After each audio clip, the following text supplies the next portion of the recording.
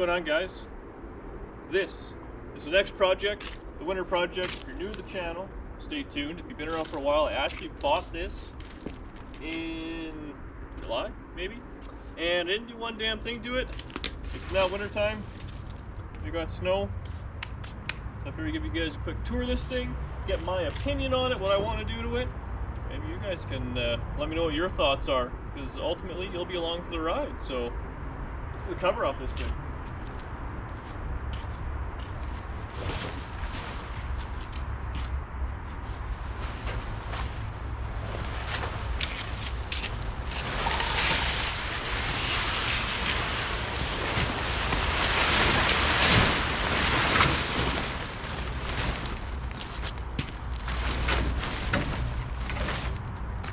A wicked booter with snow.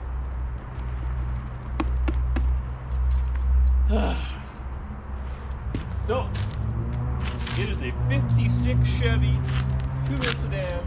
It's a 210 model. It's got no motor, no transmission. It's rusty. Every panel on it is dented or mangled. What you see is what you get. Now, the best part is, I paid $300 for this car. If you guys have watched the channel before, I love Tri-5 Chevys. I'm sure a lot of you guys are here after the 57 video. And I like turning 4-door 57 Chevys into 2-door 57 Chevys. They share the wheelbase and the roofline, so all you gotta do is literally move the center post back, and you can make a 4-door into a 2-door. A lot of welding, spin around, and all that stuff. People give me a lot of heck for it, but you know what? On the outside, they all look just fine. Now this, the story is, I'm always looking for 2-door doors, because that's kind of what you need to make a 4-door into a 2-door, the easy way. So I had an ad up, looking for 2-door doors.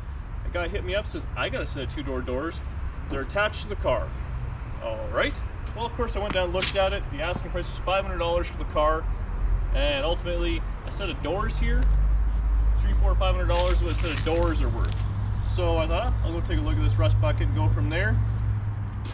Car was complete. It needs floors, it's ratty, but it's a real 2-door. And I've had a lot of Tri-5 Chevys. I've never had a real 2-door. So this will be my first one. It's a 56, kind of the odd year. I have a 55, Danny has a 57. Now we got a 56, so that's pretty cool. I did buy it in July, and my birthday's in July, and Danielle actually ponied up to $300, and she bought this car for me. So it's kind of cool. I figure we'll take you off the tripod, we'll do a little walk around of it, and then after we do that, I had a motor ripped apart, and I was going to cheaply put it back together. Sounds like a fun video. So let's start with the ugly, and then we'll work into the good. There's a lot more ugly than good. Now fortunately, because I've done a 55 and a 57, and when I did the 55, there's actually a bunch of parts cars. I bought 2 cars and a parts car to build my car, so it's 3 cars. I kept every single spare part I possibly could, which will come in handy, because a 56 and a 55, if you guys are unaware, are very, very similar. The dashes are the same, all that sort of stuff, the cowl section, all that. Now the fenders, the hood, and the tail section, the wheel arches are different, but ultimately they're the same car underneath and whatnot. Now, this car, it's sitting kind of goofy. The guy had cut out the rear end, the factory rear end, which are kind of junk, and he put in a 10 bolt out of a early 70s Nova, which was a kind of common thing to do. They're the right width. He just has it literally tack welded in with a couple of 2x2 braces, so it's got no suspension. It's just sitting there ugly. The quarters are actually fairly solid. Up at the front, you can assume behind here it's rusty. The doors are really not that great. They're complete for what they are. They have the regulators in them. There's no glass. Oh, this one does have the glass. How about that? No door panels, no cranks, no nothing, but I have all that sort of stuff. I have extra wing windows. I actually have a set of garnish moldings, I believe. A lot of this stuff I actually got for Danielle's car, but I don't think I'm gonna end up putting it in. Good, how about you?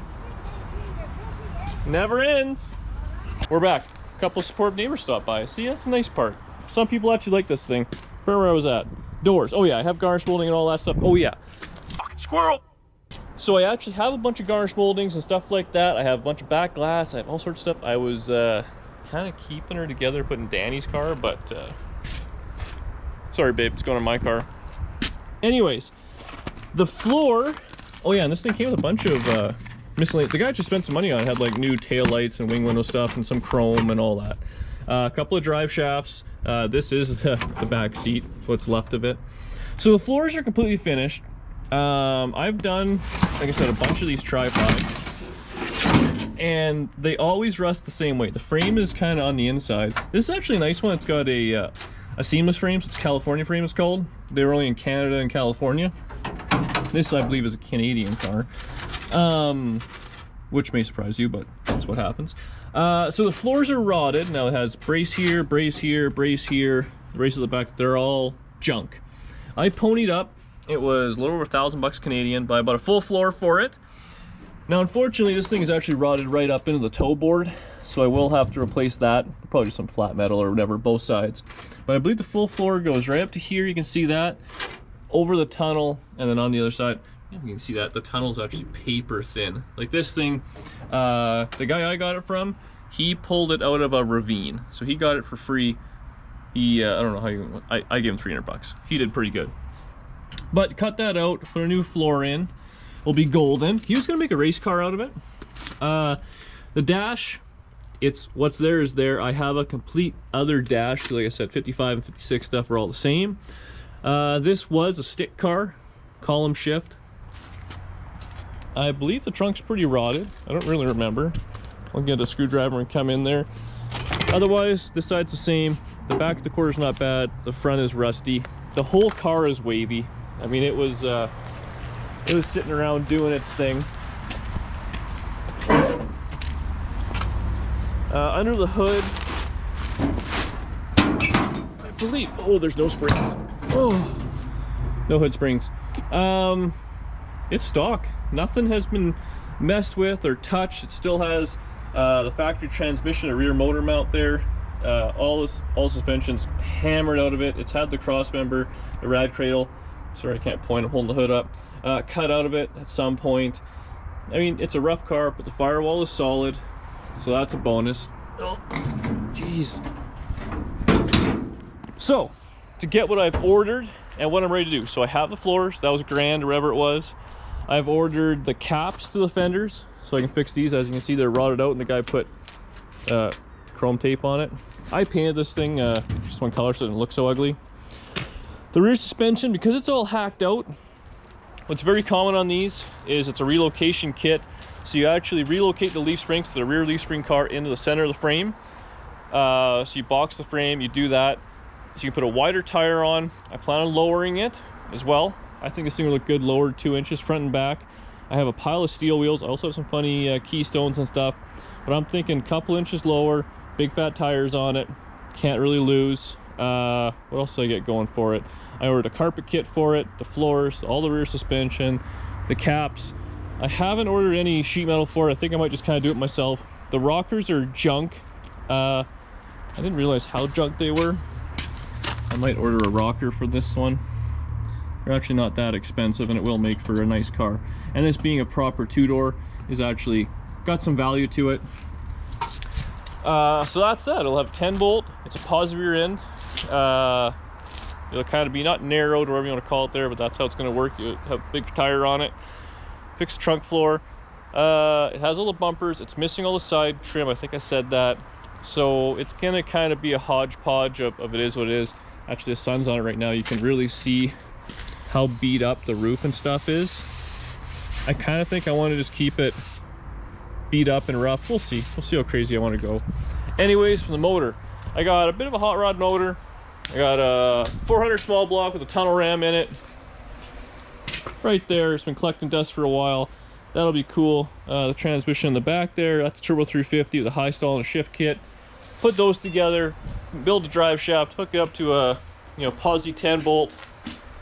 Yeah, it'll be a fun little hot rod to cruise around in. I got a ratchet shifter for it. I got a bunch of little odds and ends. It'll be ratty, but it'll be complete, and I think it should go in a hurry. I'm really excited to cut into this thing and do the floors. Never done a full floor like that with all the braces and everything, so hopefully that's something you guys want to watch. I think it'll be exciting. I'll go from there. But I think that's what I'm going to leave it here. I'm going to cover it back up. I'm going to actually clean the garage up because this motor here, I pulled out of that Chevy truck and it dumped a valve. And I'm just going to put one valve in it, put it back together. I got a aluminum intake, Holley carburetor. I'm just going to put this back together because it's always nice to have a spare small block kicking around. I seem to go through them. So as that one goes in that thing, this one will get painted Chevy orange and it'll be on the shelf for the next project, which I'm sure I'll be looking for and you guys will tell me about. I don't know, too many cars.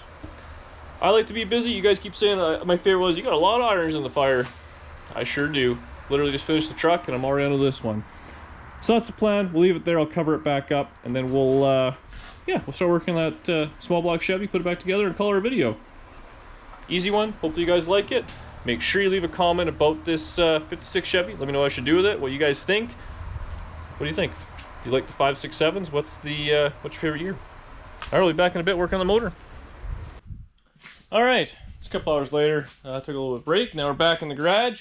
You know, I was thinking about that 56, and I think the way I want to build it, irrelevant to what style it goes, but I really want to keep track of the dollars going into it so you guys can see what's available out there.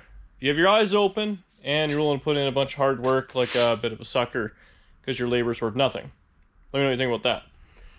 This is the 350 Chevy that came out of that 86 half-ton. So in a previous video, in case you're new here, it had no compression on number 6. So I pulled the motor out, I put a big block in. I didn't try too hard to diagnose it because ultimately I wanted a big block and I had one. The head's just sitting on just a couple bolts just kind of holding it. As you can see, it's missing one valve. So what happened, I'll just show you. Turn this heater off. So this was the valve. It got burnt, got torched. Now, there's still a lot of meat left in the valve, and there's a lot of meat left in the head itself. So I ordered one valve.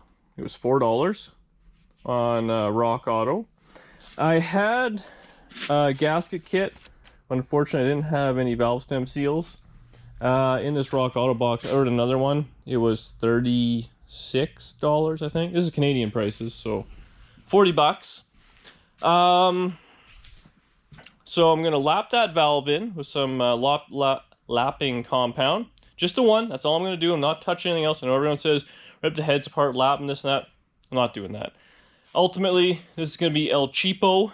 This is what you would have done in the 70s, 80s when labor was cheap. I ended up, this intake manifold actually, subscriber, watcher, viewer, Cue Ball mailed to me for free, so it's going on there. This carburetor, I think, was the one that was on the truck. I don't know if I'll use that. Over here in the pile, I have a Rochester, and I also have this. This actually came off the 57, so it's a Holley. Oh, it's heavy, but gentle. But actually, it's a square bore Holley. And that's a Edelbrock Performer, which is a, this is really a pain with my one hand. So it is a spread bore manifold, and this carburetor is a square bore. Oh, it's full of gas too. So I need an adapter to make that work, which isn't the end of the world. And I got some rebuild in the can. So I'm gonna yoink this head off. We'll go to the bench. I'll lap the valve in. I'll put it all back together. Then we'll slam in the push rods. We'll put the head on, push rods. I'm not touching this head. I'm leaving it the way it is. This motor, even though it was missing a one cylinder, it didn't smoke, had good oil pressure. There were no issues with it, other than it had a dead hole. And we're gonna leave it like that. Famous last words, it may be a pain in the ass when I put this in something else down the road and it's junk. But you know what? For 40 bucks, or whatever it's going to cost me, and an evening when I was pulled it apart, I pressure washed it, and now another evening putting it back together, and it can go on the shelf as a spare. It's good enough for who it's for. We're not putting in it and going to California. It's just got to kind of go in for a driver or something like that. So I'll get this head off, and we'll get to the workbench. Okay, so here are the tools we're going to use. Some valve grinding compound. I'll just show you on the old valve. So it's very simple. Basically, this valve grinding compound is, I think, basically grease and like grit. So it's like sandpaper. So you put a little bit on the face of the valve, and then you just slide it in to where it's gonna be. And then you can do this. They sell like a little suction cup thing. You kind of do it like you're lighting a fire, or you just put a piece of rubber hose to a drill, and you just kind of work it in and out a little bit. And that'll just mate the surfaces together. I'll wipe it off as long as it's shiny the whole way around, like it's actually been getting sanded. I'm going to call her good enough, and we'll put it back together.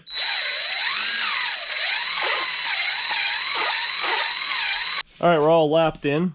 So show up. Oh, actually not too bad without a light. So you see around the edge where the valve, it's all nice and shiny the whole way around. That means it's lapped in nice. There's no big cuts or anything like that. The risk you take when you burn a valve is it'll have like a slice or a part where it just burnt through like a torch would and it won't seal. So ultimately you'd have a compression issue even if you put a brand new valve in. But this looks like it lapped in just fine. I'm happy with it. Brake clean it off, be done with it. I might wire wheel the underside. Probably not. So yeah, valve in, spring on, keepers, and I gotta open up that that box with the gasket kit, and I'll just put a set of valve seals in it. And then basically clean her up a little bit just with some sandpaper and a block. You know, put head gasket on and put it on the block. Just that easy. Now, if you were going to do this to all of them, well, obviously you got to do it, you know, one at a time, pain in the ass, put them all in, mark them, blah, blah, blah, blah. But when you're lazy like me and you just do one, it's actually pretty quick. Okay, so I'm putting the head back together, and I thought I'd show you guys something. So this is the old valve stem seal that came out. There's this and a little O-ring on the valve itself. So obviously that new red one is what we're putting in. But I thought was funny, so that's got to be like an original one, because it's like an old kind of gray. It's hard and brittle. So you go right beside it, and it's kind of a gray one. You go up there, it's got a blue one. And down there, it's got a blue one. And the bottom looks like it's okay. So this head has had something along these lines done to it before, which I just find hilarious. But back when labor was cheap, right? This is how they would have done it in the 60s, 70s, for sure. That's what we're going to do it today in the 2020s. So yeah, I'll just jam this back together. Pretty simple. Valve goes on, a couple of keepers go in there, and then, yeah, we're donezo. Cylinder head's back on. I showed in the last video, there's a pile of ring ridge on this motor. Another reason I wasn't going too crazy. This thing would need a proper rebuild if you're really going to be serious about it. The head bolts are all in. I may have misplaced one, so I'll have to find that, which is a bit of pain, but whatever. Otherwise, I'm just going to zing these all on, just kind of in inside out, kind of how it works. There are sealant on all the threads, which Chevys need. So I'll do that, and then we'll come back, we'll torque it all down, and we'll hang the valve covers on, and I'll give it a quick coat of paint. Maybe put the old intake on, just keep the paint out of it. But like I said, I have the aluminum intake. I'll keep those valve covers because you never know when you're going to need a set. But I do have these Edelbrocks hanging on the wall, so I figured I might as well use one of those. And these are the adapters for carburetors, like I was saying, if I decide to go that way. I actually also have that intake manifold, but that's kind of a more racy RPM one. So yeah, we'll jam these down, torque it on. Mental note to find a head bolt. It's got to be in the workbench somewhere. And then yeah, we'll paint her orange. Easy. Rebuilt. Yeah, I mean, you put some push rods in here and a few things like that, but that's all. That's not that important. All right, heads on, torque down. -1 bolt. I put in the valve train just kind of loose, nothing's tight. Intake's on, valve covers are on, everything's just loose just because I'm too lazy to mask. So I'll fog it with a couple of cans of Chevy orange, just the heads and stuff like that. I'm not going to worry about the intake or valve covers too much. And then yeah, we'll let her dry, and then we'll deal with this thing tomorrow.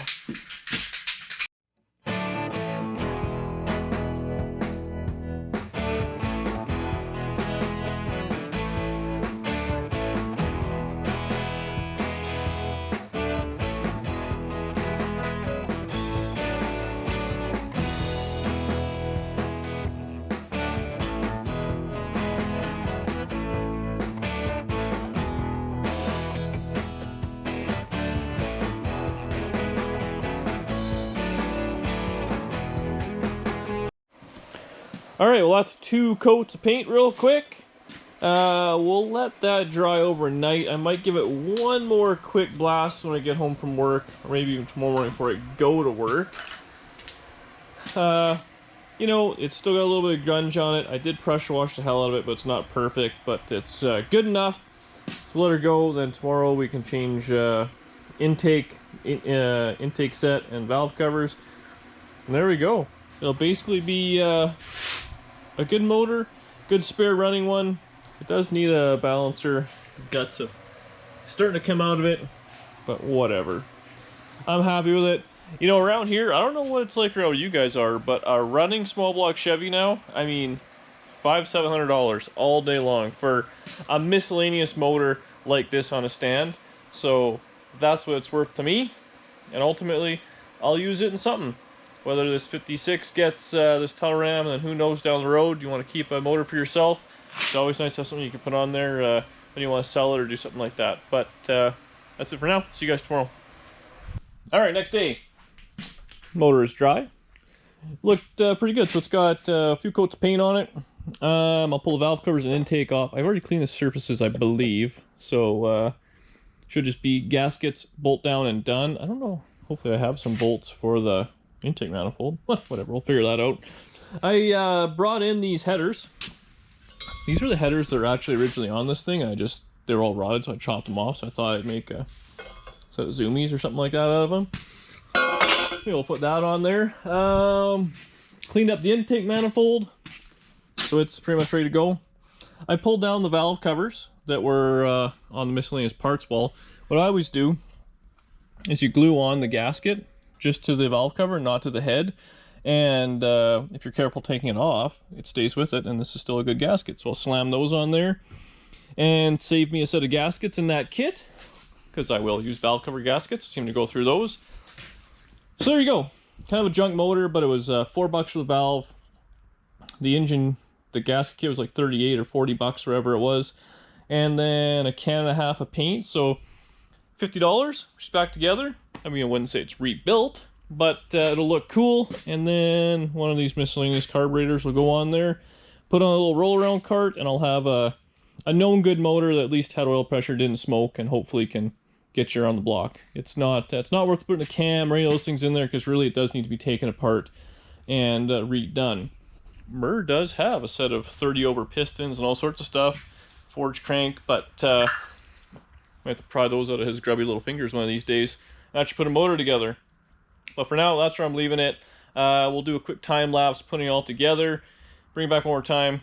We'll deal with it, put it somewhere, but I'm pretty excited to work on the 56 Chevy, I'm not going to lie. So I want to get this taken care of and maybe drag that thing in, start working on it, and hopefully you guys want to see that too.